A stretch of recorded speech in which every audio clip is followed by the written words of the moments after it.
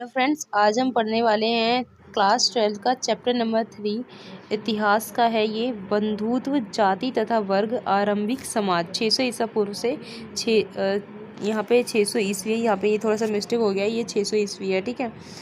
तो उसके बारे में यहाँ पे हम नोट्स पढ़ेंगे। देखिए, क्योंकि जो चैप्टर्स होते हैं वो पढ़ने में बहुत लॉन्ग होते हैं, तो उनमें काफ़ी टाइम लग जाता है। अगर आप चाहते हैं कि मैं चैप्टर वाइज वीडियो बनाऊँ तो फिर आप मुझे कमेंट कर सकते हैं, तो मैं चैप्टर वाइज भी वीडियो बना दूँगी। तो चलिए वीडियो को स्टार्ट करते हैं।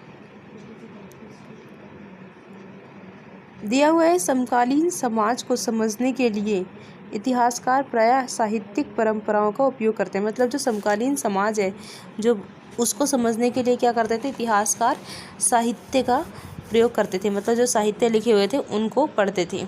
नेक्स्ट दिया हुआ है, यदि इन ग्रंथों का प्रयोग सावधानी से किया जाए तो समाज में प्रचलित आचार, व्यवहार और रिवाजों का इतिहास लिखा जा सकता है। मतलब अगर हम इन ग्रंथों को बहुत सावधानी से, बहुत अच्छे से पढ़ें तो समाज में जितने भी आचार, व्यवहार हैं और रिवाज हैं उनका जो इतिहास है वो अच्छे से लिखा जा सकता है।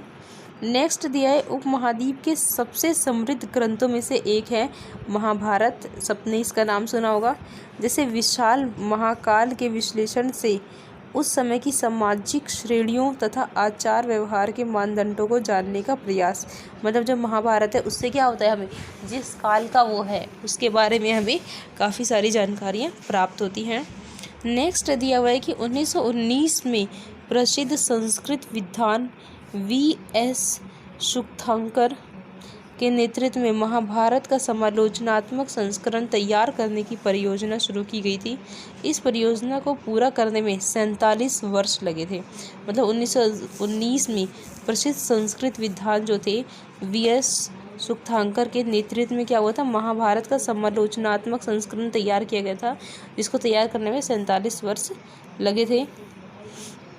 नेक्स्ट दिया हुआ है, धर्मशास्त्रों व धर्मसूत्रों में चारों वर्णों के लिए आदर्श जीविका बताए गए हैं। मतलब कि 4 वर्ण बताए गए हैं पहले तो, और उसमें धर्मशास्त्रों में 4 वर्ण बताए गए हैं और उन चारों वर्णों के लिए आदर्श जीविका भी बताई गई है। तो देखिए, पहला वर्ण जो है वो है ब्राह्मण। मतलब कि जो समाज था उसको 4 वर्गों में बांटा गया था। पहला तो ब्राह्मण थे जो कि पूजा पाठ करते थे, और दूसरा है क्षत्रिय, तीसरे थे वैश्य और चौथे थे शूद्र। अब देखिए इनके काम क्या क्या है वो भी हम पढ़ लेते हैं। तो ब्राह्मण जो थे वो क्या करते थे, अध्ययन करते थे और वेदों की शिक्षा, मतलब वेदों की शिक्षा देते थे। दूसरा था यज्ञ भी करते थे और दान देना और लेना, मतलब दान देते भी थे और लेते भी थे। क्षत्रिय जो थे वो लोगों की सुरक्षा करते थे, मतलब युद्ध करते थे, न्याय करते थे, वेद पढ़ते थे, यज्ञ करवाते थे, वो दान दक्षिणा देते थे, लेते नहीं थे, देते थे, ठीक है। वैश्य जो थे, जो वो वेद पढ़ते थे, यज्ञ करवाते थे, वो भी दान दक्षिणा देते थे, कृषि और गौपालन और व्यापार करते थे। वो शूद्र जो थे वो तीनों उच्च वर्गों की सेवा करते थे। तो जो शूद्र थे वो सबसे नीची जाति थी। नेक्स्ट है, महाभारत की मुख्य कथा वस्तु पितृवंशिकता के आदर्श को सुदृढ़ करती है। मतलब कि महाभारत से ये पता चलता है कि जो हमारा महाभारत है और उस काल में वो जो काल था वो क्या था, पितृवंशिकता था। मतलब कि वहाँ पे पिता का वंश चलता था, उसको महत्व दिया गया था। इस व्यवस्था में पुत्र पिता की मृत्यु के बाद उसके संसाधनों पर अधिकार जमा सकते थे। मतलब कि पिता जब नहीं रहता था तो जो पुत्र था उसी का मालिक बन जाता था। नेक्स्ट है, पैतृक संसाधनों पर पुत्रियों का कोई अधिकार नहीं होता था। मतलब पिता के जो संसाधन थे उन पर पुत्रियों का कोई अधिकार नहीं होता था। गोत्र से बाहर इनका विवाह करना अपेक्षित था, इसे बहिर्विवाह पद्धति कहते हैं। मतलब जो गोत्र से बाहर विवाह होते थे उन्हें हम बहिर्विवाह पद्धति कहते थे। नए नगरों के उद्भव से सामाजिक जीवन अधिक जटिल हो गया था। मतलब जो नए नगर हुए थे, नगरों का उद्भव हुआ था, तो उद्घाटन हुआ था, बने थे, तो उससे क्या था, सामाजिक जीवन अधिक जटिल हो गया था। इस चुनौती का जवाब ब्राह्मणों ने समाज के लिए विस्तृत आचार संहिताएं तैयार करके दिया। मतलब ब्राह्मणों ने क्या किया कि आचार संहिताएं तैयार करी इन लोगों के लिए, ताकि पढ़ें। धर्मसूत्र और धर्मशास्त्र जैसी आचार संहिताएं तैयार करी उन्होंने। नेक्स्ट है, ब्राह्मणीय पद्धति में लोगों को गोत्रों में वर्गीकृत किया गया था। प्रत्येक गोत्र एक वैदिक ऋषि के नाम पर होता था। मतलब जो ब्राह्मण की जो पद्धति थी उसमें क्या किया गया था, सबको गोत्रों के लोगों को किया गया था, गोत्रों में वर्गीकृत किया गया था। और जो एक गोत्र था, मतलब जितने भी गोत्र थे वो सब के सब ऋषि के नाम पर होते थे। गोत्रों के दो महत्वपूर्ण नियम थे। वो था, विवाह के पश्चात स्त्रियों को पिता के स्थान पर पति के गोत्र का माना जाएगा। मतलब जब अगर शादी हो गई किसी लड़की की तो उसे पिता का जो गोत्र था उसे छोड़कर पति का जो गोत्र होगा उसका माना जाएगा। दूसरा था कि एक ही गोत्र के सदस्य आपस में विवाह संबंध नहीं रख सकते। मतलब कि जो एक ही, दूसरा ये है कि एक ही गोत्र के लोग क्या करेंगे, आपस में शादी नहीं करेंगे, वह दूसरे गोत्र में जाके शादी करेंगे। आगे दिया है, धर्म सूत्रों व धर्म शास्त्रों में चारों वर्गों के लिए आदर्श जीविका से जुड़े कई नियम मिलते हैं। मतलब धर्म सूत्र और धर्म शास्त्रों में चारों वर्णों के लिए अलग अलग आदर्श जीविका से जुड़े हुए नियम मिलते हैं। नेक्स्ट है, जाति शब्द इस काल की सामाजिक जटिलताएं दर्शाता है। मतलब जाति शब्द जो था, वो जाति जो होती है वो उस काल में भी था। ब्राह्मणीय सिद्धांत में वर्ण की तरह जाति भी जन्म पर आधारित थी। मतलब जो वर्ण होते हैं वो भी जन्म पर आधारित होते हैं कि अगर कोई किसी वर्ण में जन्म लिया है तो वो उसी वर्ण का समझा जाएगा। और जो जाति है वो भी जन्म पर आधारित थी, किंतु इनकी कोई निश्चित संख्या नहीं थी। मतलब इसकी निश्चित संख्या नहीं थी, कोई भी कहीं भी जन्म ले सकता है, ये कोई पता नहीं था। वे जातियाँ जो एक ही जीविका तथा व्यवस्था से जुड़ी थी उन्हें कभी कभी श्रेणियों में भी संगठित किया जाता था। मतलब कि कुछ ऐसी जातियाँ जो एक ही काम करती थी, ठीक है, उन्हें कभी कभी क्या करते थे कि एक ही श्रेणी में रख दिया जाता था। आगे दिया है, उपमहाद्वीप में पाई जाने वाली कुछ विविधताओं की वजह से कुछ ऐसे समुदाय जैसे कि निषाद बलेच्छ रह रहे हैं जिन पर ब्राह्मणीय विचारों का कोई प्रभाव नहीं पड़ा। मतलब कुछ ऐसे लोग भी रह रहे हैं जिन पर ब्राह्मणों के विचारों का कोई प्रभाव। ब्राह्मणों ने समाज के कुछ वर्गों को अस्पृश्य घोषित किया। मतलब कि उनको छूने लायक नहीं है ऐसा कहा ब्राह्मणों ने। जैसे कि चंडाल, जो चंडाल होते थे, ब्राह्मणों ने कहा कि इनको छूने लायक नहीं है। सामाजिक वैषम्य को और अधिक प्रखर बनाया। मतलब कि उन्होंने सामाजिक वैषम्य को और भी ज़्यादा प्रखर बना दिया।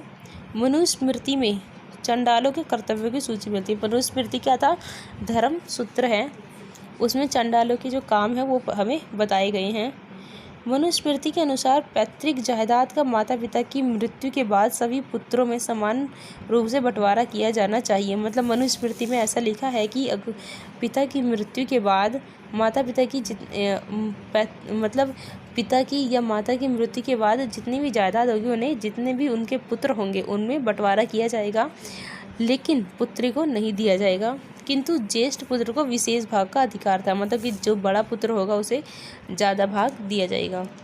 नेक्स्ट है, धर्मशास्त्र और धर्मसूत्र विवाह के 8 प्रकारों की अपनी स्वीकृति देते हैं। मतलब धर्मशास्त्र और धर्मसूत्र में विवाह के 8 तरीके बताए गए हैं कि हम 8 तरीके से शादी कर सकते हैं।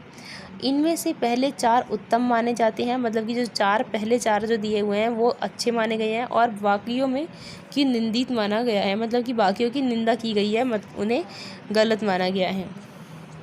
आगे दिया है, ब्राह्मणीय सिद्धांत में वर्ण की तरह जाति भी जन्म पर आधारित थी, किंतु वर्ण जहाँ मात्र 4 थे वहाँ जातियाँ की कोई निश्चित संख्या नहीं थी। मतलब जो वर्ण थे वो तो 4 थे, लेकिन जो जातियाँ थी वो बहुत ज़्यादा थी, उनकी कोई संख्या नहीं थी।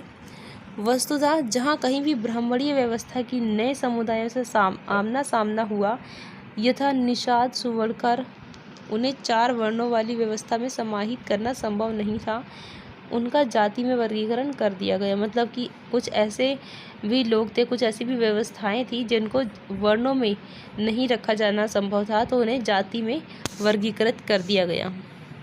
जैसे कि यहाँ 2 उदाहरण दिए, निषाद और सुवर्णकार। नेक्स्ट है, ब्राह्मणीय वर्ण व्यवस्था की आलोचनाएं प्रारंभिक बौद्ध धर्म में विकसित हुई। मतलब कि जो ब्राह्मणीय व्यवस्था थी उसकी जो आलोचना है वो बौद्ध धर्म में हुई। आगे बौद्ध धर्म ने सामाजिक विषमता की उपस्थिति को स्वीकार किया। मतलब बौद्ध धर्म ने ये बताया कि समाज में विषमता है, किंतु यह भेद ना तो नैसर्गिक है थे और ना ही अस्थायी है। तो मतलब उन्होंने कहा कि ये जो भेद था वो स्थायी नहीं था। आता और जाता रहता है। बौद्धों ने जन्म के आधार पर सामाजिक प्रतिष्ठा की अस्वीकार किया। मतलब जो बौद्ध थे उन्होंने जन्म के आधार पर जो सामाजिक प्रतिष्ठा दी जाती थी व्यक्ति को, उसको अस्वीकार किया। आगे दिया है, नए नगरों के उद्भव से सामाजिक जीवन अधिक जटिल हुआ। नगरीय परिवेश में विचारों का भी आदान प्रदान होता था। मतलब नगर जो थे वो चेंज होते थे, एक दूसरे नगर में अलग अलग विचारधाराएं थी। संभवतः इस वजह से आरंभिक विश्वासों और व्यवहारों पर प्रश्न चिन्ह लगाए गए। आगे दिया है, इतिहासकार किसी ग्रंथ का विश्लेषण करते समय अनेक पहलुओं पर विचार करते हैं। मतलब जो इतिहास लिखते हैं वो जब भी कोई ग्रंथ लिखते हैं, कोई भी इतिहास पे पुस्तक लिखते हैं, तो वो और जितने भी पहलू होते हैं उन सब पर विचार करते हैं। जैसे कि ग्रंथ की भाषा क्या रखनी है, काल प्रकार, ग्रंथ किसने लिखा, क्या लिखा गया है और किन के लिए लिखा गया है, वो सब पढ़ के समझ के तब उस पर विचार करते हैं। नेक्स्ट है, महाभारत एक गतिशील ग्रंथ है क्योंकि शताब्दियों तक इस महाकाव्य में अनेक पाठांतर भिन्न भिन्न भाषाओं में लिखे गए। एक गतिशील की मतलब है कि काफ़ी समय तक वो लिखा गया है और उसमें जो पाठ थे वो अलग अलग भाषाओं में लिखे गए थे। क्षेत्र विशेष की कहानियाँ इसमें समाहित कर ली गई। मतलब जो अलग अलग क्षेत्र की कहानियाँ उसमें लिखी गई हैं। इसकी अनेक पुनः व्याख्याएं की गई, मतलब उसकी बार बार व्याख्या की गई हैं। इस महाकाव्य में ने मूर्तिकला, चित्रकला, नृत्य कला व नाटकों के लिए विषय वस्तु प्रदान की। नेक्स्ट है, स्त्रियां पैतृक संसाधन में हिस्सेदारी की मांग नहीं कर सकती थी। मतलब पिता का जो भी जायदाद होता था उसमें हिस्सा नहीं मांग सकती थी स्त्रियां, परंतु स्त्री धन पर उनका स्वामित्व माना जाता था। मतलब जो स्त्री धन था उस पर उनका स्वामित्व माना जाता था, जो माँ की तरफ से होता था। इतिहासकार किसी ग्रंथ का विश्लेषण करते समय अनेक पहलुओं पर विचार करते, जैसे कि ग्रंथ की भाषा, प्रकार, ग्रंथों के श्रोता आदि। नेक्स्ट है, संभवतः महाभारत की मूल कथा के रचयिता भाट सारथी थे। मतलब कि जो मूल कथा लिखी थी महाभारत की वो लिखी थी भाट सारथी ने। ये युद्ध क्षेत्र में जाते थे और विजय की उपलब्धियों के बारे में कविताएं लिखते थे। मतलब ये जो थे भाट सारथी, ये खुद युद्ध क्षेत्र में जाते थे और जो विजय होती थी उसके बारे में लिखते थे कविताएं। किंतु साहित्य परंपरा में इसके रचयिता ऋषि व्यास माने जाते हैं। मतलब पहले तो इन्होंने लिखी है भाट सारथी ने, लेकिन उसी को साहित्य के रूप में ऋषि व्यास ने लिखा है महाभारत को। आगे दिया, द्रौपदी से पांडवों का विवाह महाभारत की सबसे चुनौतीपूर्ण कथा है। यह बहुपति प्रथा का उदाहरण है। इसका लेखकों ने विभिन्न तरीकों से स्पष्टीकरण देने का प्रयास किया है। मतलब जो द्रौपदी का विवाह 5 पांडवों से हुआ था उसके बारे में यहाँ पे बात की गई है। आगे हम कुछ महत्वपूर्ण बिंदु पॉइंट्स पढ़ लेते हैं।